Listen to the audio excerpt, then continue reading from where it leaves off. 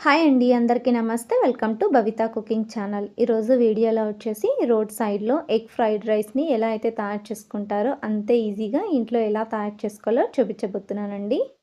చాలా అంటే చాలా ఈజీగా తయారు చేసుకోవచ్చండి. అచ్చం రోడ్ సైడ్‌లో బండి మీద ఎలా అయితే అంత టేస్టీగా దొరుకుతుందో సేమ్ అదే టేస్టీతో ఉంటుందండి. మరి ఇక లేట్ చేయకుండా ప్రాసెస్‌లోకి వెళ్ళిపోదామండి. ముందుగా స్టవ్ మీద ఒక బాండీని ఉంచుకోండి. అందులోకి 2 లేదా 3 టేబుల్ స్పూన్ల దాకా ఆయిల్‌ని వేసుకోండి. ఆయిల్ కాస్త వేడెక్కిన తర్వాత ఇందులోకి 5 నుండి 6 గుడ్ల దాకా కొట్టి వేసుకోండి. నేను ముందుగానే ఇలా గిన్నెలోకి కొట్టి వేసుకున్నానండి. ఆ గుడ్లను ఇందులోకి వేసేసుకోండి. మంటను మీడియం ఫ్లేమ్‌లోనే ఉంచుకొని ఈ గుడ్డును ఫ్రై చేసుకోవాలి. గుడ్డులో ఉండే పచ్చివాసన పోయేంత వరకు కూడా ఫ్రై చేసుకోవాలండి. మరి ఎక్కువగా కలపకుండా నిదానంగా కలుపుతూ గుడ్డును ఫ్రై చేసుకోండి.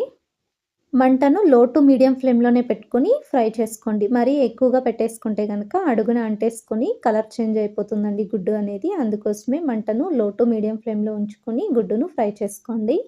గుడ్డు అనేది మరి ఎక్కువగా ఫ్రై చేసుకోకూడదండి. మరి క్రిస్పీగా అన్నట్టుగా అయిపోతే గనక అంత టేస్టీగా ఉండదు ఎగ్ ఫ్రైడ్ రైస్ అనేది. అందుకోసమే పచ్చివాసన పోయేంత వరకు కూడా ఫ్రై చేసుకొని వీటిని పక్కకు తీసుకుంటే సరిపోతుందండి. ఇలా పక్కకు తీసుకున్న తర్వాత అదే బాండీలోకి మరొక 2 టేబుల్ స్పూన్ల దాకా ఆయిల్‌ని వేసుకోండి. ఆయిల్ కాస్త వేడెక్కిన తర్వాత ఇందులోకి పొడువుగా కట్ చేసి పెట్టుకున్న క్యారెట్ ముక్కలు, అలాగే బీన్స్, పొడవుగా కట్ చేసి పెట్టుకున్న క్యాబేజీ ముక్కల్ని, అలాగే ఉల్లిపాయ ముక్కల్ని కూడా ఇలా పొడవుగా నైస్‌గా కట్ చేసుకోండి. అలాగే 3 నుండి 4 దాకా పచ్చిమిర్చిని వేసుకోండి.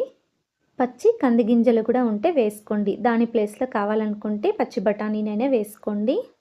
ఇలా అన్నిటిని కూడా ముందుగానే ఒక ప్లేట్‌లోకి చిన్నగా కట్ చేసి రెడీగా ఉంచేసుకుంటే ఆయిల్‌లోకి వేసేసుకోండి. చాలా ఈజీగా ప్రాసెస్ అయిపోతుందండి. అన్నిటిని కూడా ఒకేసారే వేసుకొని మంటను మీడియం ఫ్లేమ్‌లో ఉంచుకొని వేయించుకోండి.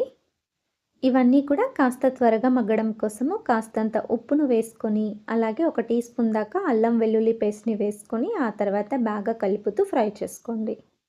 అలాగే కొద్దిగా కరివేపాకును కూడా వేసుకొని కలుపుతూ ఫ్రై చేసుకోండి. ఉల్లిపాయ ముక్కలు ఇంకా క్యారెట్ ముక్కలు కూడా సాఫ్ట్‌గా అయ్యేంత వరకు ఇలా మధ్య మధ్యలో కలుపుతూ ఉడికించుకోవాలి. ఇలా క్యారెట్, ఉల్లిపాయలు, బీన్స్ అన్నీ కూడా బాగా మెత్తగా అయ్యేంత వరకు ఫ్రై చేసుకున్న తర్వాత ఇందులోకి ఒక టమోటోని చిన్న ముక్కలుగా కట్ చేసి వేసుకోండి. ఈ టమోటో పీసెస్ కూడా మెత్తగా అయ్యేంత వరకు ఇలా కలుపుతూ ఫ్రై చేసుకోండి. ఇందులోకి మీరు కావాలనుకుంటే స్ప్రింగ్ ఆనియన్స్ ఉంటే కూడా వాటిని కూడా యాడ్ చేసుకొని ఇలా కలుపుతూ ఫ్రై చేసుకోండి. ఇలా అన్నీ కూడా మెత్తగా అయ్యేంత వరకు ఫ్రై చేసుకున్న తర్వాత ఇందులోకి ఉడికించి పెట్టుకున్న అన్నం వేసుకోండి. అన్నం అనేది పొడి పొడిగా ఉండాలండి. అలా అయితేనే ఫ్రైడ్ రైస్‌కి బావుంటుందండి. టేస్ట్ కూడా చాలా బావుంటుంది. ఇప్పుడు ఇందులోకి రుచికి సరిపడంత కారం వేసుకోండి. అలాగే హాఫ్ టీ స్పూన్ దాకా గరం మసాలా పొడిని వేసుకోండి. హాఫ్ టీ స్పూన్ దాకా ధనియాల పొడిని కూడా వేసుకోండి. పావు టీ స్పూన్ దాకా జీలకర్ర పొడిని వేసుకోండి. పావు టీ స్పూన్ దాకా పసుపును వేసుకోండి. అలాగే పావు టీ స్పూన్ దాకా మిరియాల పొడిని కూడా వేసుకోండి. ఇప్పుడు వీటన్నిటిని కూడా కలుపుతూ ఫ్రై చేసుకోండి. మంటను లో ఫ్లేమ్‌లోనే ఉంచుకొని మసాలా మొత్తం కూడా రైస్‌కి పట్టేటట్టు ఇలా బాగా కలుపుతూ ఫ్రై చేసుకోండి. ఇలానే కలుపుతూ ఒక నిమిషం పాటు ఫ్రై చేసుకోవాలండి. రైస్‌కి మొత్తానికి కూడా బాగా పట్టేటట్టు ఇలా కలుపుతూ ఫ్రై చేసుకోండి. ఒక నిమిషం తర్వాత హాఫ్ టీ స్పూన్ దాకా సోయా సాస్‌ని వేసుకోండి. అలాగే ఇందాక మనము ఫ్రై చేసి పెట్టుకున్న గుడ్డును కూడా ఇందులోకి వేసుకోండి. ఇప్పుడు బాగా కలపండి.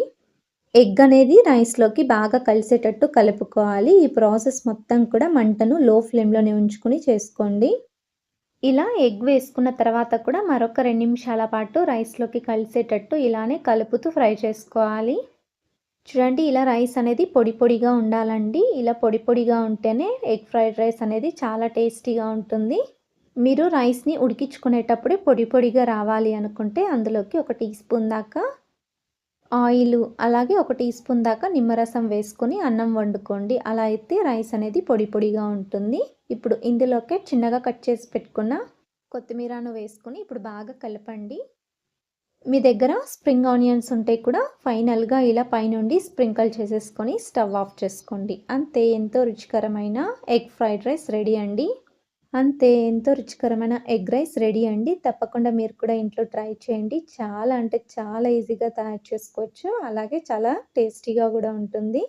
అచ్చం రోడ్ సైడ్ బండి మీద అమ్మే ఎగ్ ఫ్రైడ్ రైస్ ఎలా అయితే ఎంత టేస్టీగా ఉంటుందో సేమ్ అంత టేస్టీగా వస్తుందండి. ఒక్కసారి ట్రై చేయండి. మీకు ఎలా వచ్చిందో మీ ఫీడ్‌బ్యాక్‌ని కింద కామెంట్ సెక్షన్‌లో కామెంట్ చేయండి.